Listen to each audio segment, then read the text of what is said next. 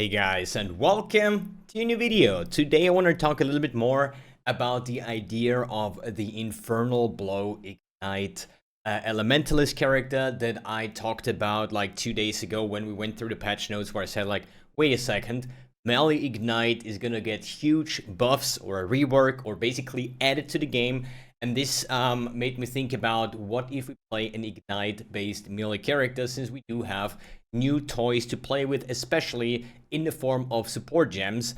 So for example, the controlled blaze support, so if you go over that, supports melee attack skills, providing them with a chance to ignite for each ignite inflicted with this skill recently. The last 4 seconds, it deals less damage but more ignite damage, for example. Then we have other things, I think, like sadism support for like faster ailments.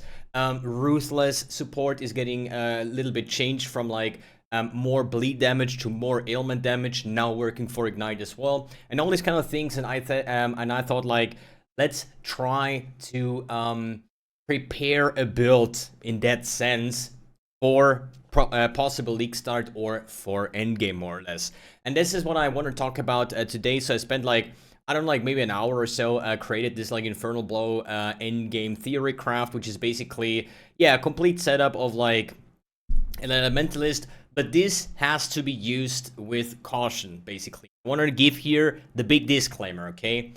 None of the new skills is added in Path of Building. None of the new supports, none of the new items, none of the new passive tree, none of anything of that, right? So this is like the problem if you start like making a build. If you say like, hey, I want to take this skill, I want to make it ignite, let's just open PUB and start, you know, play with the settings, make a skill tree, assign some stuff, check your defense, your resistance, like all these kind of things. Usually we take this with actual in-game stuff, but a couple days before the league, without having the actual gems, we don't even know how the gems could work or should work, because we don't even have the numbers, okay? So everything starts with like generating a core build, basically a core, what do we just say, a core package, kind of like, this is the route I want to go. And once you start playing the build, once we have the updated PUB, once we actually, yeah, run the build into like bosses or mapping and stuff like that, you're gonna figure out many different things in detail, which the build excels at or what it is very bad at. For example, yo, clear is amazing, but I'm dying all the time, so I need to adjust the defenses, right? This time around, or at least in this kind of version, we don't really run any kind of ignite proliferation, because Infernal Blow does have like a built-in exploding mechanism where it can blow up packs pretty much. So is this enough? Do we have to add the ignite proliferation support gem to have like these circles around the bodies, which is like pretty good? Or do we even go further, add like aberrant hooves, add like what is it, the there's one ring, barracks respite, I think, and deliver the entire ignites to other characters to have like an insane clear. I don't know, I haven't tested it, I haven't played it yet, so this is all stuff that we have to take into account once we play it, then figure out this is lacking, this is good. We can work on all these kind of like small specific things and make a generally good overall build. You know, it's not like that you just open PUB, throw some stuff together and be like, this is the perfect build, let's go, right? That's not how it's working, but this is like the core fundamental that I decided to go with, and this is what I want to talk about it today. I would say budget-wise, this should be around, I don't know, like maybe 100 divines, maybe like a little bit less, depending if you want to go for like this Watcher's Eye or just opt in any kind of like generic damage tool or something like that. But it is like kind of end game, but it's not like you know, mage bot levels kind of thingy, because I don't really want to do that at all. But I think the items are pretty generic. All of them is a mix of like life resistance, spell suppression. So there is like tons of stuff that you can add to these items or mix the stats around. There's usually like life 1 dot or damage stat and like 1 or 2 resistance modifiers. It's just like to get the character going, to see the EHP on what we are working with. But I put in the Story of the Wild, the sword that I was talking about last video, and the first thing that I found out once I assembled everything with like auras and stuff like that, that one of the best, if not the best support gem is, for example, added lightning damage. And why is that? Pretty much because of the pure flat damage that this skill delivers, with like 24 to up to 400 and 65, which is good and bad at the same time, because why should I put an added lightning gem in my Infernal Blow setup? But what it tells me is, bro, you need to get a lot more flat damage from your attacks, basically. Because the weapon itself is not the strongest, but it has a lot of like ignite modifiers, shock modifiers, chill and freeze modifiers and stuff like that. So I know maybe I should just swap away from like a generic damaging jewels with like life and dot multi into like abyss jewels and stack flat damage to have like a way more output.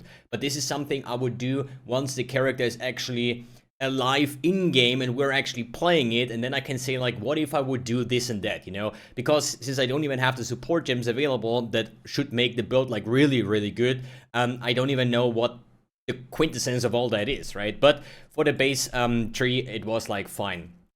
So we're going Elementalist, pretty straightforward, Shaper of Flames, hits always ignite, all damage can ignite, and 25% more damage with ignites if my hit is the highest fire type, which is always going to be given since the Infernal Blow comes with a 60% physical to fire conversion. Then we run Shaper of Storms to guarantee permanent shocks and with like increased effect of non-damaging ailments and those kind of things, as well as the weapon modifier says hits with this weapon shock enemies as though dealing 200% more damage.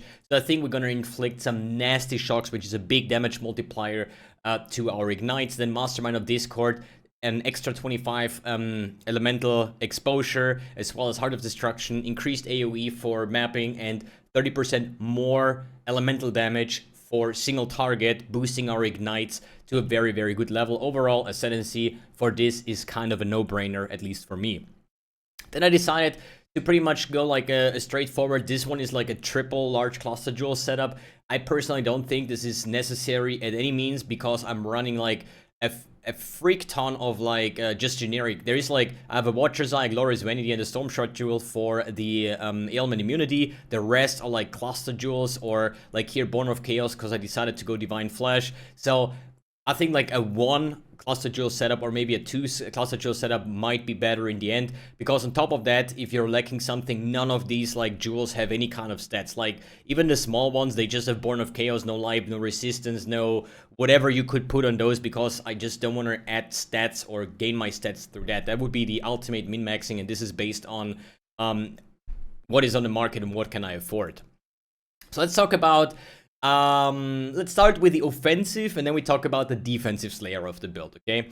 So offensive-wise, as I said, we do have Infernal Blow in our basically 6th rank with like Immolate, which is also giving you flat damage, which is like the best support gem for this. So that's why I say flat damage might be really huge for the build.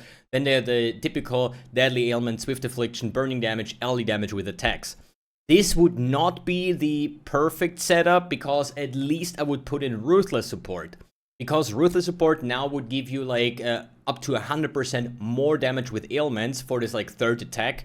And on top of that, there would be the other support gem, Controlled Blaze. So 2 support gems would leave this setup already. But technically, if I say I'm going away from LE damage with attack, so we're going from like 17 mil ignite TPS to 12, but then we do add here like 100% more damage with ignites. We're already at 24, so that's like 7 million higher than what the LE damage with attack skill would give us.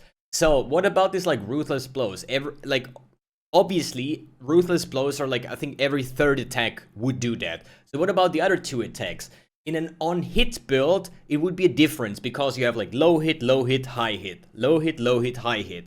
What happens with ignites would be low hit, like low ignite, massive ignite, but the highest ignite damage will always stay on the target. So the next low hit, until the next high ignite would be still covered, since the highest ignite is already afforded on the target for a certain duration. So we can basically ignore the low hits, and every other ignite that we would put on the target would have 100% more damage, because the one Ruthless Ignite would get replaced by another Ruthless Ignite, refreshing the duration and increasing its damage. So that's why I say Ruthless with this setup might be absolutely ridiculous. On top of that, what we have here, just if we put this one back in, the next one would be the Controlled Blaze. Okay, support melee attacks, providing them with a chance to ignite, blah blah blah. For each ignite with this skill inflicted recently, it deals less damage but more ignite. So the way I think it would work, okay, let's open my notepad over here, just like so you understand the way I'm thinking, okay. So we do have, for example, we have 100% hit chance plus 100% chance to ignite. That means every single hit that we hit the target with is going to ignite it, right? Okay. Then it says, with this skill, recently. Recently is always past 4 seconds, okay? This is what recently is referred to. That means if, let's assume that this is a stacking more damage ignite multiplier, but less damage. Less damage doesn't care, we don't care about that because we are dealing the damage with the ignites and not with what the actual number is that we hit with Infernal Blow. It's all about how big is the ignite that we inflict with the Infernal Blow, okay? So let's assume, so we can ignore the less damage from the on-hit, but let's assume we get 10% more damage with ignites per hit recently, more or less, right? So what that would mean, in my current PUB, I'm running around about 4 attacks per second. This is not like, probably multi-strike might be insane later on, right? But let's assume 4 attacks per second, so 4 APS, times 4 seconds equals 16 hits recently. So, and that would be 160% more damage with ignites coming from this support gem. So imagine if I add 100% more damage with ignites in my configuration on what this would do, it would go up to ignite cap. Now we're freaking sitting on ignite cap for this character. Obviously, this would be like a 7-link because I still have like my elemental damage with attacks active, but you guys get the idea of what I mean. So if I add the control blaze support plus ruthless support, every hit that I do will increase the next ignite, and every third attack will be like the ruthless blow. Let me check. Ruthless, I think it was every third attack, right? Blah blah blah. Ruthless blows.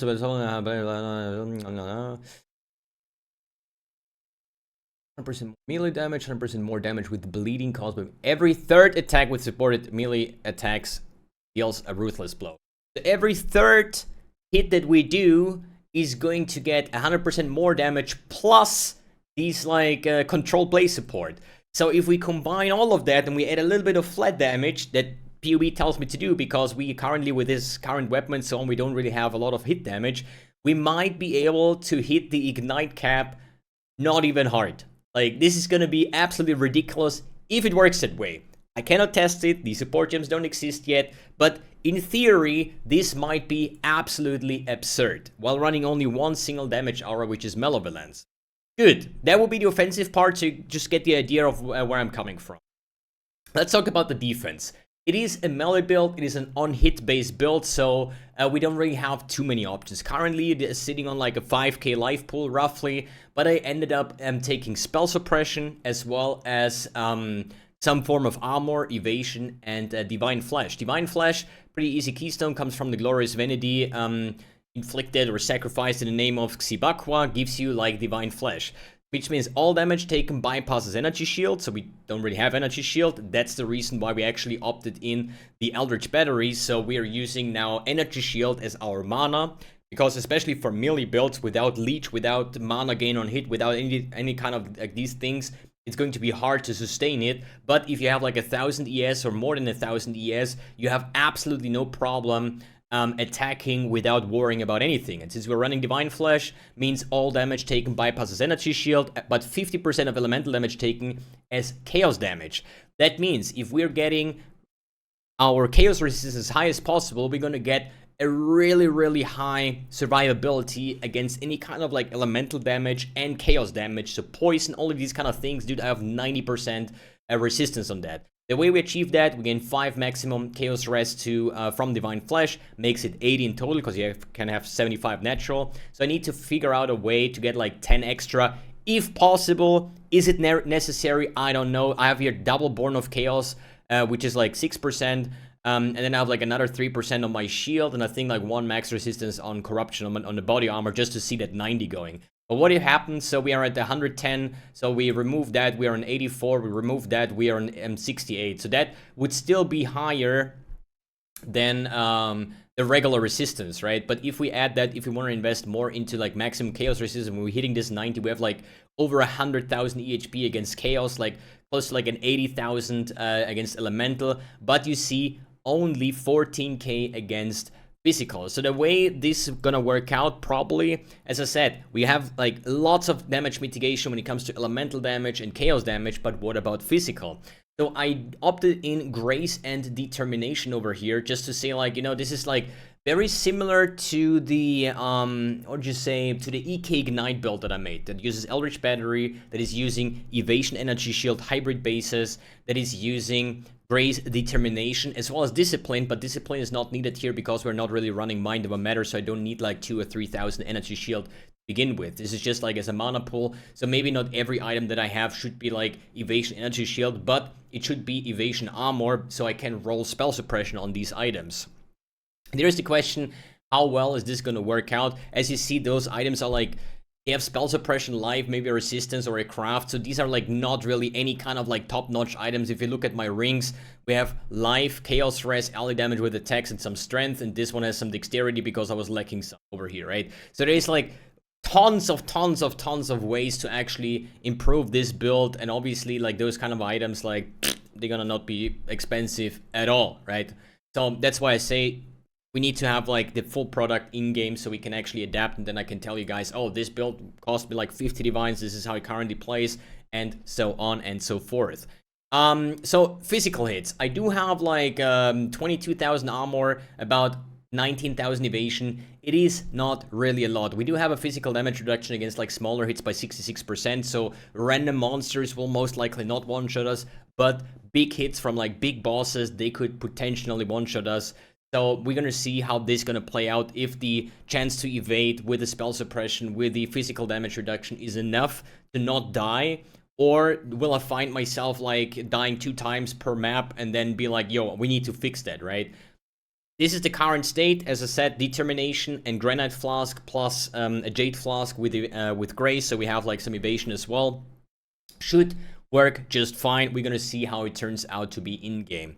Another thing is like spell suppression. Like as I said, all my items here are like hybrid evasion items, so they all have spell suppression, as well as having some spell suppression nodes on the tree alongside the way. There is also like some spell suppression nodes over here, so maybe we can actually skip this entire bottom part and get like more spell suppression from like these nodes over here. Maybe, I don't know, maybe an item where you have like more spell suppression, maybe a cluster jewel, maybe we can save like a shit ton of points and go into other directions, maybe here with the Divine Judgment, maybe with the, what is it, Devotion, for example, and so on and so forth. We're gonna see how that's gonna play out. So spell suppression, armor, evasion, some form of leech, and as well as we're playing here with the Incandescent Heart, which makes totally sense for me because we have attack damage, leeches, life, and this build does attack, so we have some form of life leech. We gain 20% ally damage as extra chaos, which helps the damage of our ignites because we're elementalists. We use Shaper of Flame, so all of our chaos damage, lightning damage, all that damage combined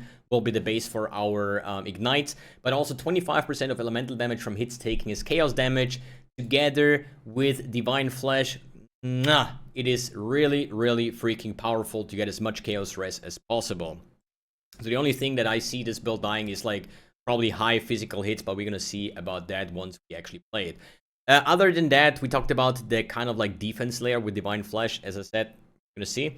Then we have like a dual curse setup. Let's talk about the gem setup that I put in here. As I said, Infernal Blow, just what EUB kind of told me to do, more or less, right? But we're gonna have like this Controlled Blaze support, we're gonna have like the Sadism support, maybe, we're gonna have Ruthless support, so we're gonna see on what we are actually going to pick up in the end for our final setup. I have here a Stonebrand, Hex Touch, Flammability, Ally Weakness setup. This might be solved better with maybe some Curse on Hit rings, in my opinion, or if you want to, go for the hand cast for stronger curses, but you can do that. I don't want to do that. I just want to have Curse on Hit rings or a Stonebrand that applies my curses, which is totally fine.